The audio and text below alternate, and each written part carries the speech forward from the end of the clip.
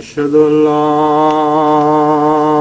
إله إلا الله وحده لا شريك له وأشهد أن محمدا عبده ورسوله أما بعد فأعوذ بالله من الشيطان الرجيم بسم الله الرحمن الرحيم الحمد لله رب العالمين الرحمن الرحيم مالك يوم الدين إياك نعبد وإياك نستعين اهدنا الصراط المستقيم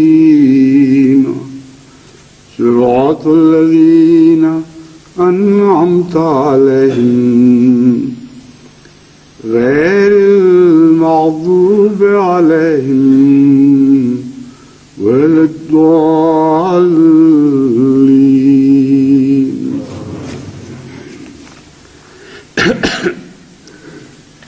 آج کے خطبے میں سب سے پہلے میں پاکستان سے آنے والی ایک اور پردرد خبر سے جماعت کو مطلع کرنا چاہتا ہوں. یہ خبر دردناک تو ضرور ہے مگر ویسی ہی دردناک ہے جیسی اس سے پہلے اللہ تعالیٰ کی طرف سے ہمیں دردناک سعادتیں نصیب ہوتی رہی ہیں.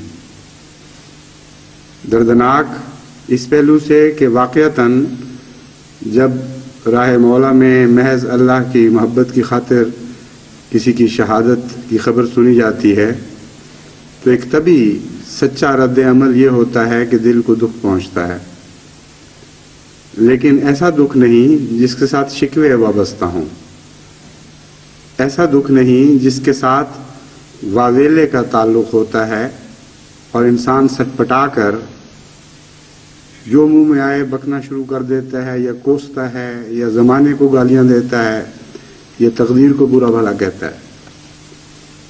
یہ ویسا دکھ تو نہیں، ایک ایسا دکھ ہے جو دکھ بنتے ہوئے بھی مومن اپنے دل و جان سے اس طرح چمٹا لیتا ہے جیسے کسی پیارے کو چمٹایا جاتا ہے.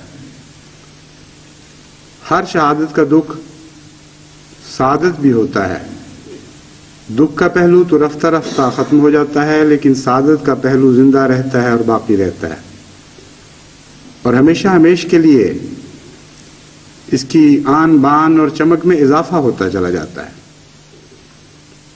آج آپ جن نگاہوں سے سعادتوں کو دیکھ رہے ہیں کل کے آنے والے جب ان کو دیکھیں گے تو ان کو پہلے سے زیادہ چمکدار پائیں گے اور دین کی راہ میں پائی جانے والی سعادتیں، ملنے والی سعادتیں یہ خصوصیت اپنے اندر رکھتی ہیں کہ زمانے کے گزرنے کے ساتھ نہ صرف یہ کہ ان کی چمک دمک میں اضافہ ہوتا رہتا ہے بلکہ زیادہ وسیع علاقوں میں ان کا نور دکھائی دینے لگتا ہے اور دیکھنے والوں کی نظروں میں بھی وسعت ہوتی چلی جاتی ہے اور ان روحانی سعادتوں کے لیے احترام اور عقیدت میں بھی گہرائی پیدا ہوتی چلی جاتی ہے. لہٰذا یہ وہ سعادت ہے جس کی میں خبر آپ کو دینا چاہتا ہوں جو ایک امر نہ مرنے والی نہ مٹنے والی سعادت ہے، لیکن اس کے باوجود مومن سچائی کو پسند کرتا ہے اور تصنع سے پاک ہوتا ہے. اس لیے یہ کہنے میں بھی میں باک محسوس نہیں کرتا کہ اس خبر کے ساتھ جب میں نے سنا تو مجھے بھی دکھ پہنچا، جب آپ سنیں گے تو آپ کو بھی دکھ پہنچے گا اور اس کے دکھ والے پہلو کو نظر انداز نہیں کیا جا سکتا. ایک اور پہلو سے یہ شہادت جس کا میں ذکر کرنے والا ہوں ایک نئے باب کا اضافہ کر رہی ہے، ایک نیا سنگ میل رکھ رہی ہے اس دور کی قربانیوں میں، کیونکہ خواتین میں سے یہ پہلی ہیں جنہیں اس دور میں اللہ کی خاطر جان دینے کی سعادت نصیب ہوئی۔ ان کا نام رخسانہ تھا۔ ان کے خاوند طارق تو احمدی تھے، لیکن ان کے بھائی بشارت احمدی نہیں۔ یہ خاندان اس طرح بٹا ہوا ہے کہ آدھے بھائی تقریباً احمدی اور آدھے غیر احمدی۔ مردان میں یہ لوگ تجارت کرتے ہیں، اگرچہ پٹھان نہیں اور پنجابی ہیں۔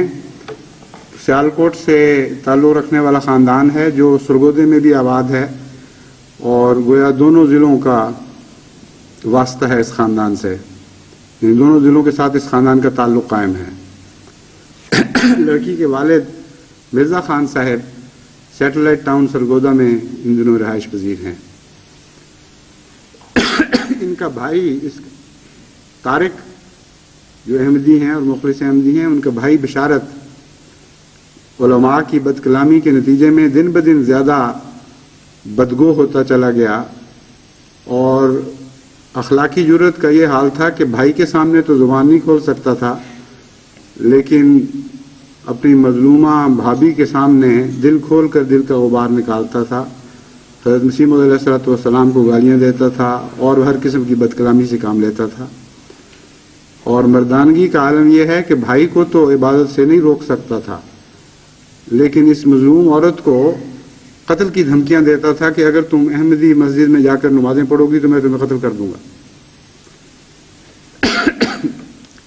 بہرحال یہی آداب ہیں اس دور کے ان مجاہدین کے جنہوں نے حضرت صلی اللہ علیہ وآلہ وسلم کے دشمنوں سے حق کی مخالفت کے گر سیکھے ہیں۔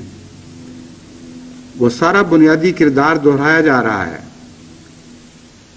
بہرحال عید کے روز کا واقعہ ہے کہ بشارت احمد اور طارق اور ان کی بیگم رخسانہ جب عید کی نماز پڑھ کے واپس آئے تو طارق جب غسل خانے گئے تو پیچھے بچی کو اکیلا پا کر اس نے پھر نہایت بد کلامی سے کام لیا اور کہا میں نے تمہیں منع کیا تھا کہ تم نے احمدیوں کی مسجد میں نماز پڑھنے نہیں جانا۔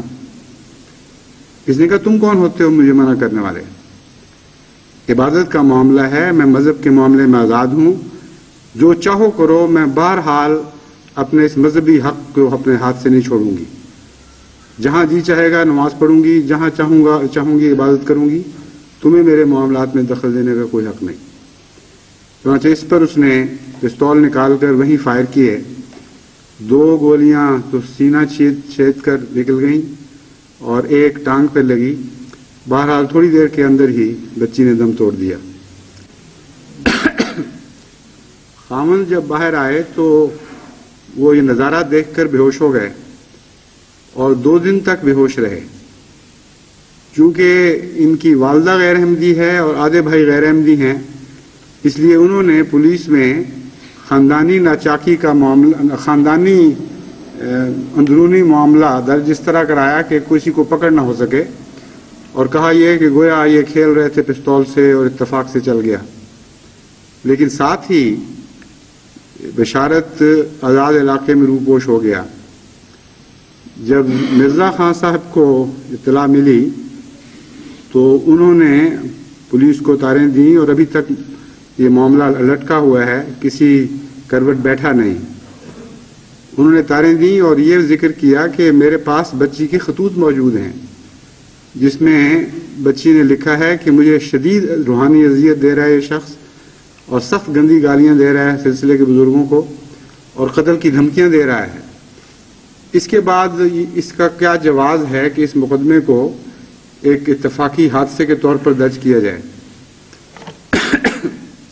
بہرحال جو بھی اس کا نتیجہ نکلتا ہے، امر واقعہ یہ ہے کہ جب خدا کے نام پر کوئی شہادت ہوتی ہے تو اس کے نتیجے میں دنیا والے اس قاتل کو پکڑیں یا نہ پکڑیں، دنیا کا قانون اس پر جاری ہو یا نہ ہو، امر واقعہ یہ ہے کہ یہ معاملہ خدا کے ہاتھ میں چلا جاتا ہے، اور اس وجہ سے رشتہ داروں اور عزیزوں کو بے چین ہونے کی ضرورت نہیں کہ وہ قاتل آزاد پھر رہا ہے۔ تقریباً 10 شہید ہو چکے ہیں سندھ میں جن کے قاتل آزاد پھر رہے ہیں۔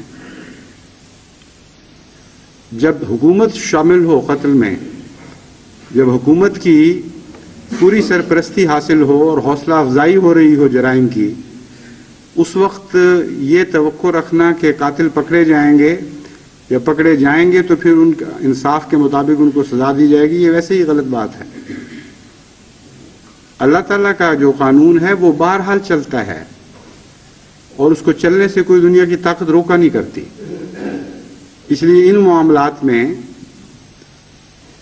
جہاں تک انتقام کا تعلق ہے، جماعت کو اس جذبے سے الگ رہتے ہوئے اپنے درد کے جذبات کو بہتر سمتوں میں رواں کرنا چاہیے، اور خدا تعالیٰ سے ہدایت کی دعا طلب کرنی چاہیے۔ اس درد کا بدلہ تو خدا نے بہرحال دینا ہے۔ ان قربانیوں کی جزا تو آسمان سے بہرحال ملنی ہے۔ سوال یہ ہے کہ یہ اس کے نتیجے میں کیا بدلہ طلب کیا جائے اور کیا جزا مانگی جائے۔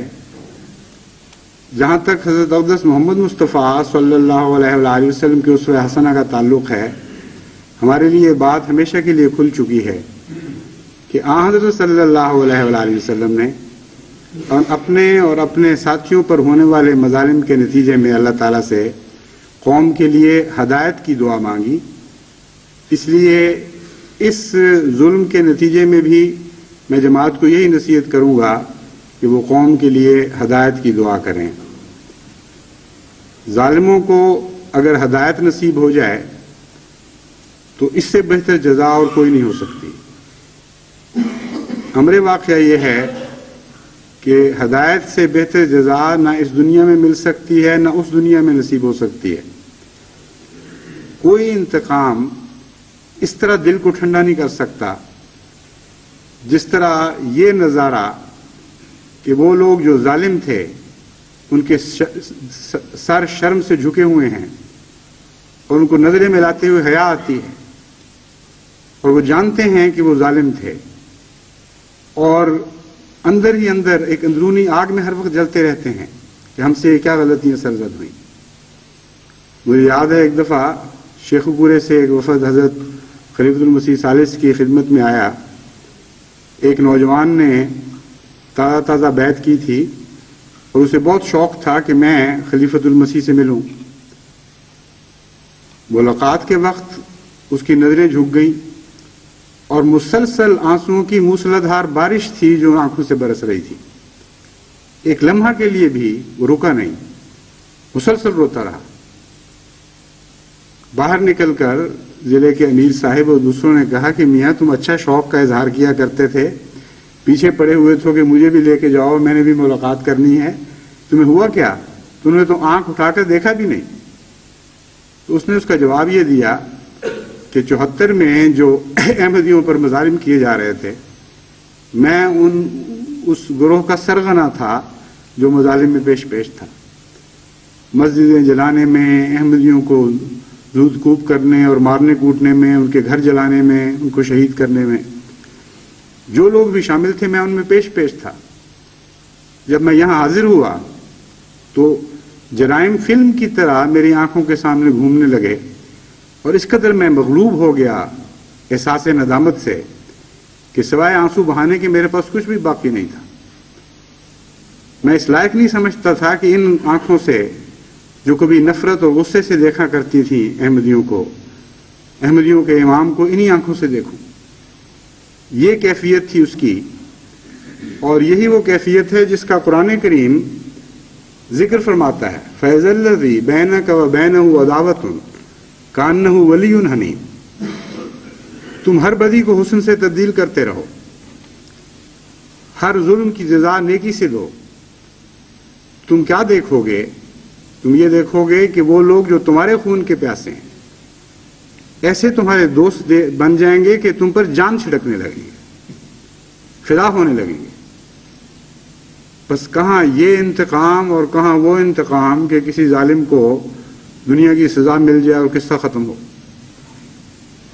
اس لیے یہ جو عظیم ترین اور حسین ترین انتقام قرآن اور حضرت اقدس محمد مصطفیٰ صلی اللہ علیہ وآلہ وسلم نے سکھایا ہے، اس سیکھے ہوئے سبق کو بھلائیں نہیں اور اسی پر قائم رہیں. اس سے بہتر سبق آپ کو اور دنیا میں کہیں میسر نہیں آ سکتا. حضرت صلی اللہ علیہ وآلہ وسلم کے مکتب میں پڑھنے والے غیروں سے سبق سیکھیں، یہ ان کو زیب نہیں دیتا.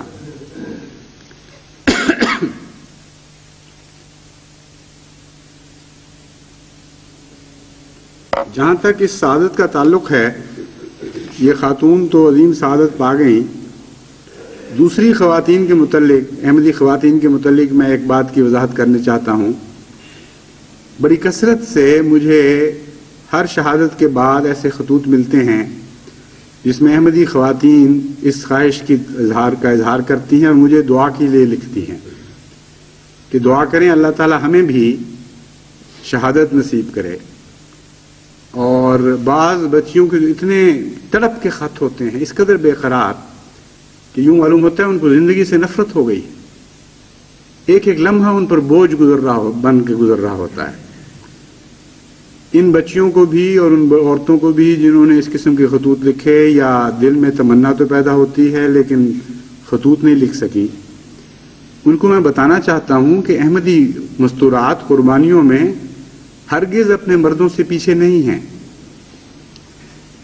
شہادت میں وہ بیویاں جو بیوگی کی زندگی بسر کرنے کے لیے پیچھے رہ جاتی ہیں، ان کے متعلق یہ گمان کرنا کہ ان کے خامند تو ثواب پا گیا اور وہ محروم رہ گئیں، وہ آگے نکل گیا اور یہ پیچھے رہ گئیں، یہ غلط خیال ہے. بالکل مردوں کی شہادت کی عظمت کے اندر ان کی بیواؤں کی قربانیوں کی عظمت داخل ہوتی ہے. ان ماؤں کو آپ کیسے بھلا سکتے ہیں جن کے بچے شہید ہوئے اور اللہ کی رضا کی خاطر وہ راضی رہیں اور بڑے حوصلے اور صبر کے نمونے دکھائے. ان بہنوں کو آپ کیسے فراموش کر سکتے ہیں جن کے ویر ہاتھ سے جاتے رہے. بہت ہی پیار سے ان کو دیکھا کرتی تھی، بڑی محبت سے ان کا استقبال کیا کرتی تھی اور جانتی ہیں کہ اب کوئی گھر میں واپس نہیں آئے گا. کون کہہ سکتا ہے کہ یہ خواتین، یہ بوڑھیاں، یہ بچیاں، یہ جوان عورتیں یہ ساری قربانیوں میں سے محروم ہیں اور صرف شہید ہونے والے قربانیوں میں آگے نکل گئے. امر واقعہ یہ ہے کہ شہید ہونے والے تو قرآن کی گواہی کے مطابق اپنے رب کے حضور بہت ہی شاداں ہیں، وہ تو جنتوں میں داخل ہو چکے ہیں، وہ تو ہمیشہ کی زندگی پا چکے ہیں. قربانیاں کرنے والے تو پیچھے رہ جایا کرتے ہیں. اس لیے احمدی خواتین سے میں کہتا ہوں کہ یہ ٹھیک ہے کہ آپ کو تمنا تھی اور اس لحاظ سے اللہ تعالیٰ نے آپ کی تمنا پوری بھی کر دی کہ ایک احمدی خاتون کو واقعتاً خدا کی راہ میں جان دینے کی سعادت نصیب ہوئی. لیکن یہ ہرگز اس خیال نہ کریں کہ آپ مردوں سے پیچھے ہیں. پیچھے رہنے والوں میں مرد بھی ہوتے ہیں، رشتہ دار، اور عورتیں بھی ہوتی ہیں. اور میرا مشاہدہ یہ ہے کہ مردوں کی یادوں سے جدا ہونے والوں کے دکھ جلدی مٹتے ہیں بنسبت عورتوں کی یادوں کے. عورتیں خواہ وہ بوڑھی ہوں یا جوان ہوں، ان میں وفا کا مادہ اس لحاظ سے بہت زیادہ پایا جاتا ہے، وہ جدا ہونے والوں کے غموں کو بہت زیادہ دیر تک پیار اور محبت سے سینوں سے لگائے پھرتی ہیں. اور مردوں میں نسبتاً یہ غیر معمولی خلق جو ہے نسبتاً کم پایا جاتا ہے. اس لیے بچے بھی ہوں تو میں نے دیکھا ہے بیٹیاں زیادہ دیر تک یاد رکھتی ہیں اور بیٹے جلدی بھول جاتے ہیں. تو عورتیں، احمدی خواتین ہرگز قربانیوں میں کسی سے پیچھے نہیں ہیں. اور دعا کے لیے جو خط لکھنے والی ہیں ان کو میں خاص طور پہ تاکید کرتا ہوں کہ وہ اللہ تعالیٰ سے یہ دعا مانگیں کہ اللہ تعالیٰ اس ابتلا کے دور کو اب قبول فرما لے اور ختم فرما دے. وہ قربانیاں جو ہم نے نہیں بھی دی اور وہ جو دینے کے لیے تیار بیٹھے ہیں لیکن ان کو موقع نہیں مل رہا، خدا چاہے تو واقعات گزرنے سے پہلے ہی ان کو اس طرح شمار فرما لے جیسے وہ واقعات گزر چکے ہوں. اور امر واقعہ یہ ہے کہ خدا تعالیٰ مومنوں سے اکثر ایسے ہی سلوک فرماتا ہے. بہت تھوڑی قربانیاں لے کر اس طرح رحمتیں نازل فرماتا ہے جیسے ساری قوم نے پوری طرح وہ قربانیاں دے دی ہوں. تھوڑے وقت کی قربانیوں کو ازلی قربانیوں کے طور پر شمار فرماتا ہے. اس لیے وہ یہی دعائیں کریں کہ اللہ تعالیٰ اس دور ابتلا کو اب ایسے دور انعام میں بدل دے کہ ابتلا خوابوں کی دنیا کے واقعات نظر آنے لگیں، اور وہ رحمتیں جو اب بھی نازل ہو رہی ہیں پہلے سے بہت بڑھ کر مزید ہم پر نازل ہوں اور نازل ہوتی رہیں. اس ضمن میں ایک غلط فہمی کا ازالہ بھی کرنا چاہتا ہوں. عید کے خطبے میں نے سیدنا بلال فنڈ کا ذکر کرتے ہوئے جماعت کو یہ خوشخبری دی تھی کہ میرا ارادہ ہے کہ اس فنڈ سے کم از کم 100 زبانوں میں قرآن کریم کے نمونے کے ترجمے شائع کر کے ان سب قربانی کرنے والوں کی طرف سے دنیا کے لیے یہ تحفہ پیش کیا جائے جن قربانی کرنے والوں نے خصوصاً اس دور میں پاکستان میں قربانی کی سعادت حاصل کی ہے. اس کے نتیجے میں بعض دوستوں کو یہ غلط فہمی ہوئی کہ وہ لوگ جو ضرورت مند ہیں، جن کے گھر جلائے گئے یا جن کے ذرائع معاش ختم کر دیے گئے، طرح طرح کی ان کو تکلیفیں پہنچائی گئیں، ان کے نام پر ان کی خاطر ایک چندہ لیا گیا، لیکن اس مقصد پر اس کو اب خرچ نہیں کیا جائے گا بلکہ بالکل دوسرے مقصد پر خرچ کیا جائے گا. یہ بات درست نہیں ہے. ہو سکتا ہے میں نے بیان کرنے میں غلطی کی ہو یا میری طرز بیان میں کوئی خامی رہ گئی ہو. یہ مقصد ہرگز نہیں تھا. میں نے یہ وضاحت کرنے کی کوشش کی تھی کہ قربانی کرنے والوں کی بہت سی قسمیں ہیں، اور بلالی قربانیاں کرنے والے پاکستان میں ہزارہا کی تعداد میں ہیں. کوئی علاقہ خالی نہیں ہے ان سے. ہر عمر کے لوگ ان میں شامل ہیں، اور بہت بھاری تعداد، بھاری اکثریت ان میں ایسی ہے جو یا تو اپنے آپ کو ضرورت مند سمجھتے ہی نہیں، یا ضرورت مند ہیں بھی تو اپنی طبیعت کی مجبوری کی وجہ سے وہ جماعت سے کوئی امداد لینا نہیں چاہتے. آپ لاکھ تحفہ کہہ کر پیش کریں، لاکھ یہ کہیں کہ یہ ہماری سعادت ہوگی، آپ قبول کر لیں، لیکن بعض انسانوں کی طبیعتیں ایسی ہوتی ہیں کہ وہ نہیں قبول کر سکتی. اس لیے اول تو وہ بہت سے ایسے ہیں جو اپنے آپ کو ضرورت مند سمجھتے بھی نہیں، اور واقعتاً بھی اللہ تعالیٰ نے اتنی توفیق عطا فرمائی ہے ان کو کہ ضرورت مندوں کے زمرے میں شمار نہیں ہو سکتے. اور جو ہیں ان میں سے ایک بڑی تعداد ہے جو بالکل پسند نہیں کرے گی کہ ہمیں کسی قسم کی کوئی امداد خواہ تحفے کے طور پر ہی پیش کی جائے. کچھ بیچ میں سے مجبور بھی ہیں. تو یہ تحفہ جو تھا یہ تو سب کے لیے تھا. میرے ذہن میں اس وقت دو باتیں تھیں. اول یہ کہ اس تحفے کو جو جماعت نے بڑی محبت سے ان سب اللہ کی راہ میں قربانی کرنے والوں کے لیے پیش کیا ہے، کسی طریق سے سب تک پہنچایا جائے، سارے اس میں شامل ہو جائیں. دوسرا یہ تھا کہ کس طریق پر یہ کام کیا جائے، اس کی سمجھ نہیں آ رہی تھی. چنانچہ اللہ تعالیٰ نے پھر رہنمائی فرمائی کہ اس سے بہتر اور کوئی طریق نہیں ہے ان کو یہ تحفہ پہنچانے کا کہ تمام دنیا میں 100 بڑی زبانوں میں جو قرآن کریم کے تراجم پیش کیے جائیں وہ ان کی طرف سے کل عالم کی اقوام کے سامنے تحفہ ہو. اور یہ ایک ایسا تحفہ ہوگا جو ہمیشہ ہمیش کے لیے جاری و ساری رہے گا. اس سے بہتر تحفہ نہ یہ دنیا کو پیش کر سکتے ہیں نہ ہم ان کو پیش کر سکتے ہیں. لیکن یہ مراد نہیں تھی کہ وہ دوست جو اتنے ضرورت مند ہیں، اور بہت سے ایسے خاندان ہیں جن کے اور ذرائع معاش نہیں رہے، جماعت پر ذمہ داری ہے کہ ان کی ہر قسم کی ضرورتیں پوری کرے، ان کو اس فنڈ کے فائدے سے محروم کر دیا جائے گا، یہ ہرگز مراد نہیں تھی۔ ان کو تو جماعت مہیا پہلے ہی ضرورتیں مہیا کر رہی تھی، اور جب سے اس فنڈ کی تحریک ہوئی ہے میں نے ہدایت کی ہے کہ اسی فنڈ میں سے خرچ کیا جائے، اور یہ بھی خاطر خواہ رقم ہے۔ لیکن چونکہ اللہ تعالیٰ نے جماعت کو قربانی کا ایک عظیم جذبہ عطا کیا ہے، مسلسل بار بار کی تحریکات کے باوجود دنیا یہ سمجھتی ہوگی کہ جماعت تھک گئی ہے اب، اور نئی تحریک کے اوپر کہتے ہوں گے اب کہاں تک ہم سے مانگتے چلے جاؤ گے۔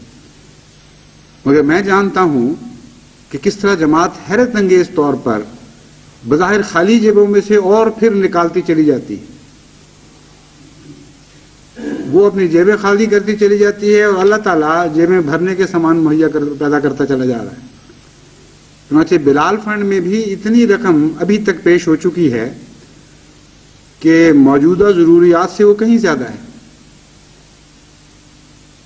اس لیے اس زائد ضرورت کو بھی بہرحال ہم نے کسی صورت میں استعمال کرنا تھا، زائدہ ضرورت کو بھی کسی جگہ استعمال کرنا تھا۔ بعض دوستوں کا یہ خیال تھا کہ ٹرسٹ قائم کر دیا جائے، اور آئندہ بھی مختلف زمانوں میں مختلف ملکوں میں ضرورتیں پیش آتی رہیں گی، اس ٹرسٹ سے ان راہ مولا میں دکھ اٹھانے والوں کی ضروریات پوری کی جائیں۔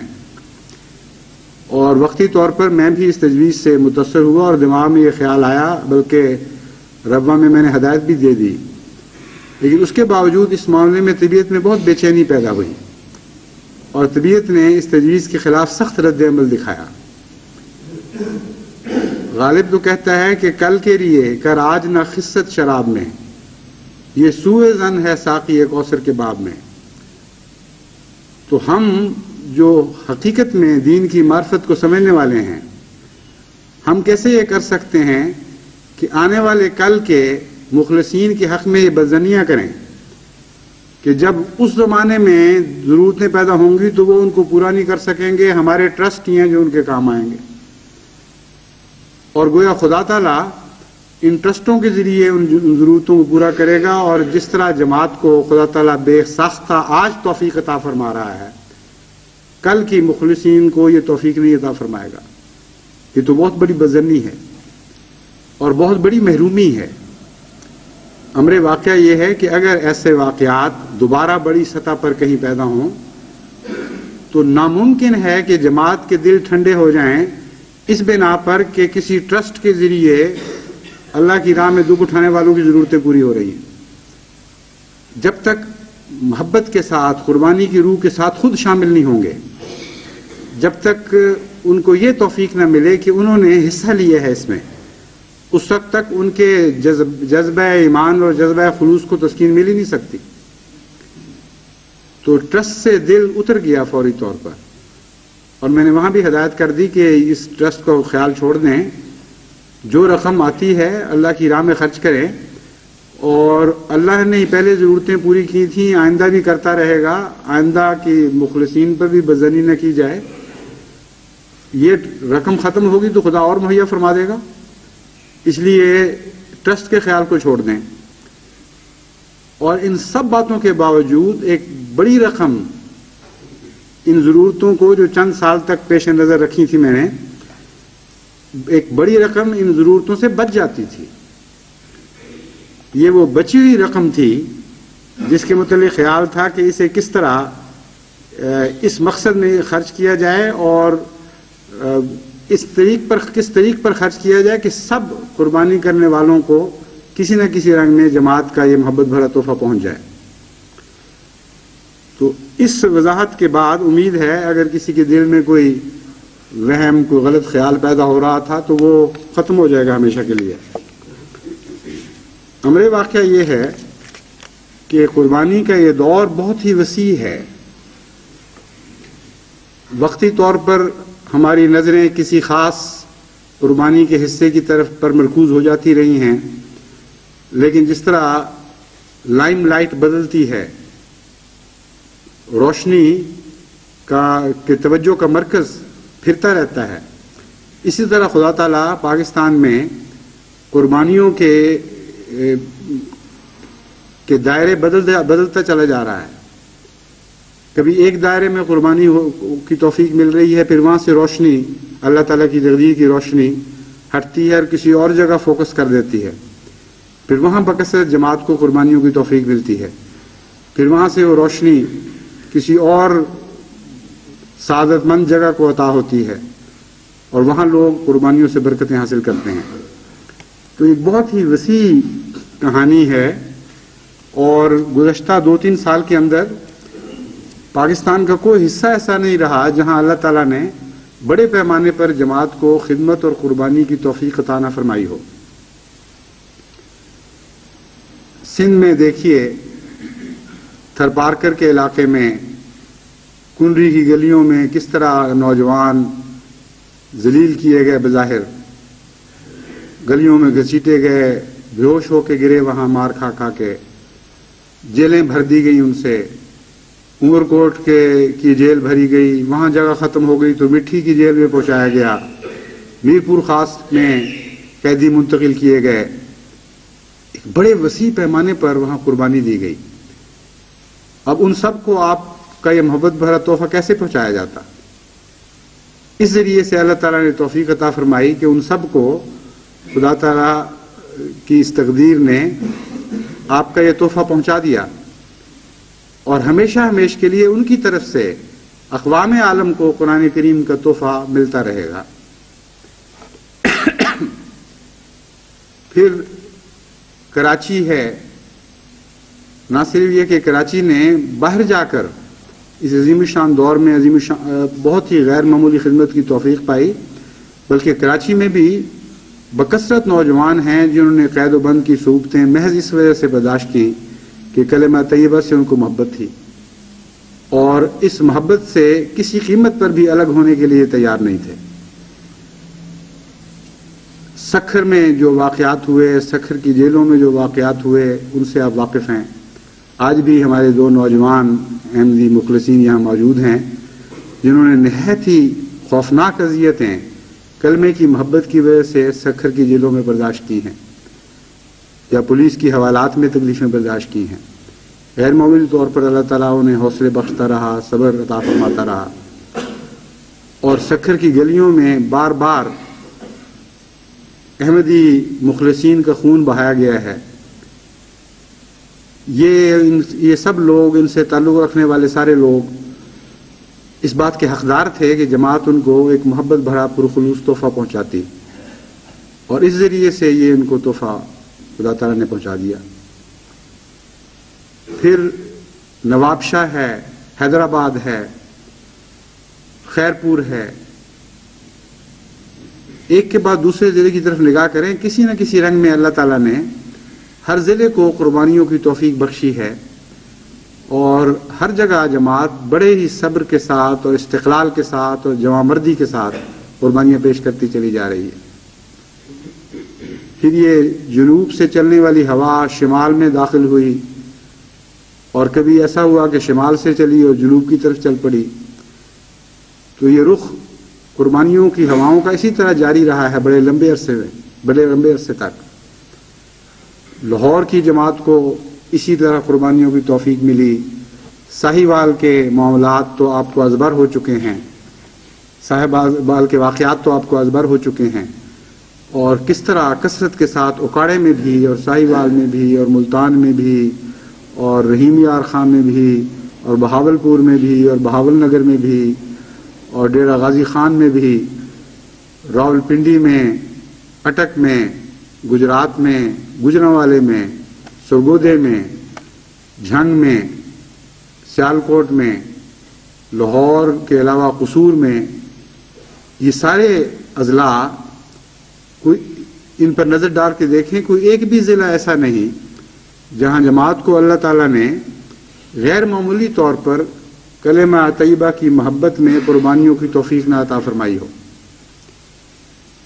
پھر صوبہ سرحد میں ہزارے سے بڑا شاندار آغاز ہوا تھا. اسی لیے میں نے کہا کہ کبھی تو یہ ہوا جنوب سے چلی ہے اور شمال کی طرف روانہ ہوئی، کبھی شمال سے چلی اور جنوب کی طرف چلی گئی.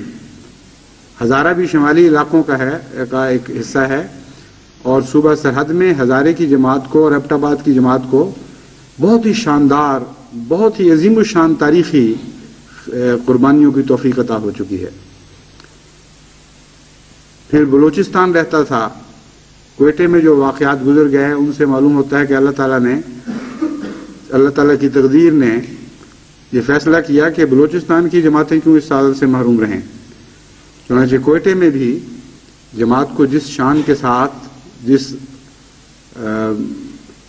طرح سر کو بلند رکھتے ہوئے اور کلمے اللہ تعالیٰ کے نام کی عزت اور ناموس کا علم بلند رکھتے ہوئے اپنا سب کچھ فدا کرنے کی توفیق ملی ہے، ایک بہت ہی سنہری باب ہے کوئٹے کی جماعت کی تاریخ کا، جو غیر معمولی شان رکھتا ہے۔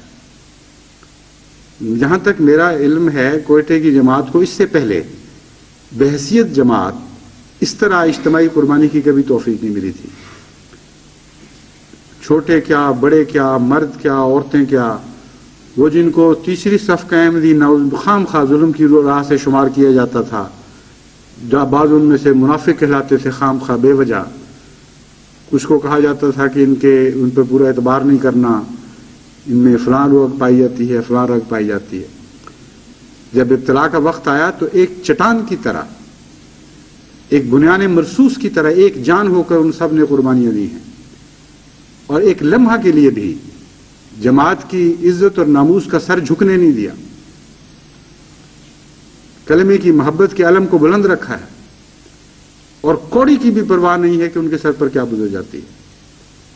ایسے حالات پیش آئے کہ جبکہ واقعتاً یہ خطرہ تھا کہ کلیتاً سارے کے سارے احمدی وہاں قتل و غارت اور شہید کر دیے جائیں گے، لیکن مجال ہے جو ایک لمحہ کے لیے بھی ان کے پائے ثبات میں لغزش آئی ہو، پہلے سے بڑھ کر ان کے عزم بلند ہو گئے، ان کی ہمتیں جوان ہو گئیں، ان کے اندر غیر معمولی حوصلے پیدا ہوئے، اور نظر پڑتی تھی تو رشک سے اور محبت سے نظر پڑتی تھی کہ خدا کی شان ہے کہ کوئٹے سے خدا تعالیٰ نے ایسی شاندار جماعت عطا فرما دی۔ وہ پہلے ہی تھی، لیکن خدا کی تقدیر ان کے چھپے ہوئے جوہروں کو نمایاں کرنا چاہتی تھی، چنانچہ اس دور میں وہ سارے چھپے ہوئے جوہر نمایاں ہو گئے۔ پھر اب دوبارہ پشاور کی صوبہ سرحد کی طرف اس ہوا نے رخ کیا، اور مردان میں احمدی خاتون کو بڑی شاندار قربانی کی توفیق عطا ہوئی ہے۔ خالصتاً للہ، عبادت کی خاطر وہ خاتون قتل کی گئی ہیں، اور اللہ تعالیٰ فرماتا ہے کہ وہ مقتول نہیں ہیں، مردہ نہیں ہیں، ہمیشہ کے لیے زندہ ہو گئی ہیں۔ اس ساری تاریخ کو اگر آپ سمیٹنے کی کوشش کریں تو سمیٹا نہیں جائے گا۔ 2-3 سال کے اندر ایسی خدا نے حیرت انگیز جماعت کو قربانی کی توفیق عطا فرمائی ہے، ایسی عظمتیں عطا کی ہیں کہ ان کو دیکھنے کے لیے ہمیشہ آپ مڑ کر تاریخ میں ڈھونڈا کرتے تھے۔ اب آنے والی نسلیں آپ میں ڈھونڈا کریں گی، اور تلاش کے لیے ان کو زیادہ کوشش نہیں کرنی پڑے گی۔ آپ تو آج آسمان کو قربانیوں کے ستاروں سے بھر چکے ہیں اور بھرتے چلے جا رہے ہیں۔ یہ زور بازو سے نصیب ہونے والی سعادت نہیں ہے، یہ خدا کی خاص عطا ہے، اور جتنا بھی اللہ تعالیٰ کا شکر ادا کیا جائے اتنا ہی کم ہے۔ میں تو جب اس مضمون پر غور کر رہا تھا تو مجھے ولی دکنی کا یہ شعر یاد آ گیا کہ چلی سمت غیب سے ایک ہوا کہ چمن سرور کا جل گیا، مگر ایک شاخ نہال دل جسے غم کہیں سو ہری رہی۔ امر واقعہ یہ ہے کہ یہ ہوا جو جنوب سے چلی یا شمال سے چلی، اس نے شمال کا رخ کیا یا جنوب کا رخ کیا، ایک ایسی ہوا تھی جس نے احمدی چمن کے سرور کو واقعی جلا دیا، بہت ہی بے چینی پیدا کی، بے کیف کر دی زندگی، بے کیف کر دیا زندگی کو، ان معنوں میں کہ ہر روز جماعت اپنے کسی بھائی، اپنی کسی بہن، اپنے کسی جدا ہونے والے کے دکھ کو محسوس کرتی تھی، اور اس سے بڑھ کر یہ کہ حضرت اقدس مسیح موعود علیہ الصلوۃ والسلام کو نہایت ہی گندی اور ذلیل گالیاں دی جاتی تھیں، اور جماعت کو صبر کی تلقین تھی، کوئی اس کے مقابل پر کچھ نہ کہہ سکتا تھا نہ کر سکتا تھا۔ روزانہ احمدی گھروں تک یہ آوازیں، گندی آوازیں پہنچائی جاتی تھیں، اخباروں کے منہ کالے کر دیے جاتے تھے، اور یہ ایک دن کا یا 2 دن کا ابتلا نہیں تھا، سال ہا سال تک مسلسل روزانہ یہ ظلم ہوتا رہا ہے۔ بس یہ کہنا ہرگز بے جا نہیں کہ ایک ایسی ہوا چلی ہے جس سے جماعت احمدیہ کے سرور کا سارا چمن جل گیا، لیکن ایک شاخ نہال دل باقی رہی ہے، وہ کلمہ طیبہ کی محبت کی شاخ نہال ہے۔ یہ ساری ہوائیں جنہوں نے سرور کے ہر چمن کو جلا کر خاکستر کر دیا، احمد دلوں سے کلمہ طیبہ کی پاک شاخ نہال کو کوئی نقصان نہیں پہنچا سکی۔ وہ شاخ نہال دل بڑھتی رہی، اس کی احمدی اپنے خون سے آبیاری کرتے رہے، اس پر آنچ نہیں آنے دی۔ اور آپ دیکھیں گے کہ یہی شاخ نہال دل ہے جو تمام دنیا میں ایک تنومند درخت کی صورت میں ابھرنے والی ہے۔ اس کی شاخیں سارے عالم سے باتیں کریں گی، زمین کے کناروں تک پہنچیں گی۔ یہی ہے جو آپ کے مستقبل کی ضمانت ہے، یہی وہ شاخ نہال ہے، کلمہ طیبہ کی محبت کی شاخ نہال، جس نے لازماً غالب آنا ہے اور ساری دنیا کو اپنی چھاؤں تلے لے لینا ہے۔ تمام دنیا کے پرندے اس میں ان کی شاخوں پر بیٹھیں گے، اس سے روحانی رزق پائیں گے، گرمی اور سردی سے بچیں گے، اور اللہ کی تسبیح اور تحمید کے گن گائیں گے۔ اور جب ساری دنیا اس شاخ نہال کے عظیم الشان بننے والے درخت کی چھاؤں تلے آ جائے گی، تو ان سب کی دعائیں، ان کی سب کے حمد، ان سب کے خدا کی محبت میں گائے جانے والے گیتوں میں آپ کے دلوں کی آواز شامل رہے گی۔ خدا کی تقدیر کبھی آپ کو نہیں بھولے گی۔ ان کے ہر دل سے اٹھنے والے نغمے میں آج کے احمدیوں کے دل کی گریہ وزاری شامل رہے گی، اور خدا کی پیار کی نظر سب سے زیادہ ان گریہ وزاری کے نغموں کے رگوں پر پڑے گی جو ان اٹھنے والے نغموں کے وجود میں شامل ہو چکی ہوں گی۔ بڑا ہی مبارک دور ہے، بڑا ہی سعید دور ہے، اور ایسی سعادتیں آپ کو نصیب ہو رہی ہیں جو کبھی نہ ختم ہونے والی ہیں۔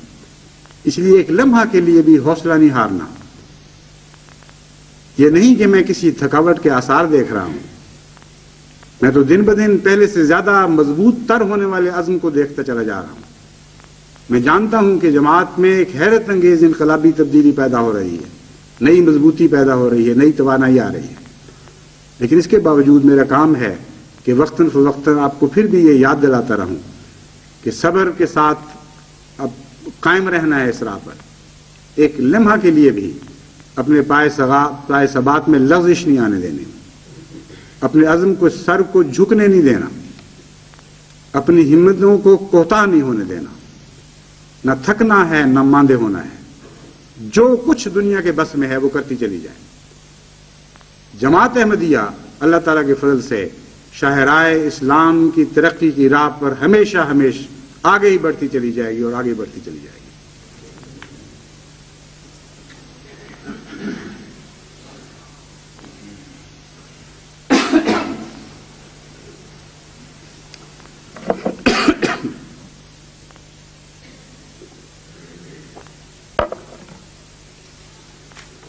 الحمدللہ نحمده ونستعینه ونستغفره ونؤمن به ونتوکل علیہ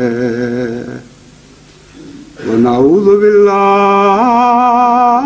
من شرور انفسنا ومن سیئات اعمالنا من يهده الله فلا مضل له ومن يضلله فلا هادي له ونشهد أن لا إله إلا الله وحده لا شريك له ونشهد أن محمدا عبده ورسوله۔ نماز جمعہ کے بعد کچھ مرحومین کی نماز جنازہ ہوگی۔ ان میں سب سے پہلے سر فہرست تو یہی ہماری عزیزہ بہن رخسانہ صاحبہ ہیں، ان کے بعد مکرم چودھری سردار محمد صاحب فیصل آباد، یہ جماعت کے ایک مخلص کارکن ڈاکٹر ولی محمد صاحب ساگر کے والد تھے۔ پھر مکرمہ نور بی بی صاحبہ، یہ مکرم چودھری رحمت اللہ صاحب مرحوم آف چک 275 کرتارپور کی والدہ تھیں، کی اہلیہ تھیں اور موسیہ تھیں۔ پھر مکرمہ امینہ طاہر صاحبہ، یہ مکرم مبشر احمد صاحب طاہر آف جرمنی کی اہلیہ تھیں، حال ہی میں جوانی میں ہی وفات پا گئیں۔ ان کے سر میں کوئی ٹیومر تھا جس کا آپریشن ہوا، اور آپریشن کے بعد ساتھ ہی دل کا حملہ بھی ہوا جو جان لیوا ثابت ہوا۔ ان کے چھوٹے چھوٹے بچے ہیں، خاص طور پر مبشر کا بہت ہی درد کا فون آیا تھا، خاص طور پر دعا میں ان کو یاد رکھیں۔ مکرمہ اقبال اختر صاحبہ ہیں، یہ ہمارے پرانے معروف دوست کیپٹن عبداللہ صاحب آف کینیڈا کی اہلیہ تھیں۔ مکرمہ رخسانہ صاحبہ کا تو پہلے اعلان کر چکا ہوں۔ ان سب کی نماز جنازہ غائب نماز جمعہ کے مان بعد ہوگی۔ الحمدللہ عباد اللہ رحمکم اللہ، ان اللہ یامر بالعدل والاحسان وایتاء ذی القربى وینہی عن الفحشاء والمنکر والبغی یعظکم